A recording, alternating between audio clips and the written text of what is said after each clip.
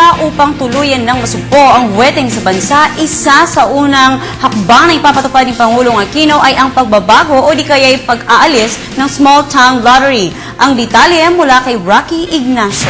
Ipinare-revisa ni Pangulong Aquino ang mga kontrata sa ilalim ng Small Town Lottery o STL. Isa ito sa mga unang hakbang ng gobyerno para masugpo ang ilegal na operasyon ng weteng. Sinabi ito ng Pangulo matapos kumpirmahin ng Malacanang na isa sa plano ay alisin at palitan ng STL dahil sa pagiging ineffective sa kampanya. Giit ng Pangulo, kailangan kasi makatiyak ang gobyerno na hindi nagiging panakipbuta sa mga ipapalit na laro sa pagsugpo sa weteng. Kabilang sa mga inatasan ng Pangulo na magrebisa ng mga kontrata ay ang PCSO, Office of the Executive Secretary, DILG at DOJ.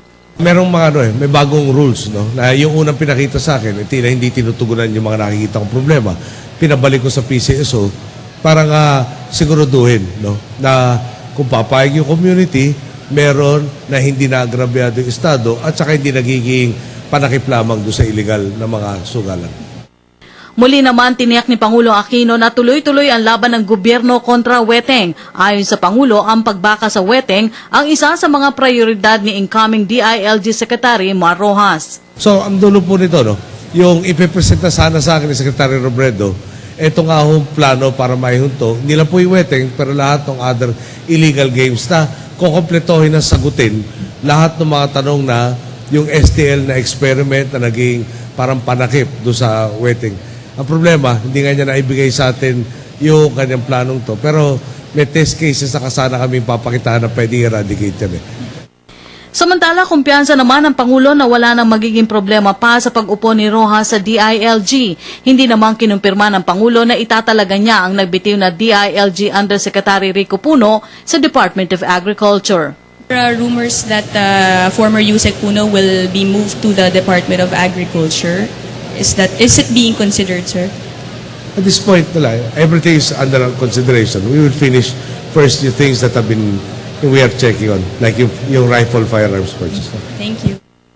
Sa issue naman ng posibleng pagtatalaga kay PNP Chief Nicanor Bartolome, sinabi ng Pangulo na huwag nang lagyan ng kulay dahil kailangan talagang maagang pagreretiro ni Bartolome para makapaghanda sa eleksyon ng susunod na taon na magiging kapalit na PNP Chief. Inamin ng Pangulo na may nakausap siya pero kailangan pa rin niyang ulitin ang pakikipag-usap para tiyaking handa ito sa posisyon. So tayo nakiusap kay Director General Bartolome at cognizant siya, no, na may issue nga gano'n, na kung matatapos yung termino niya o yung kanyang tour of duty lampas ng eleksyon, walang problema. Pero matatapos, kainitan ng eleksyon.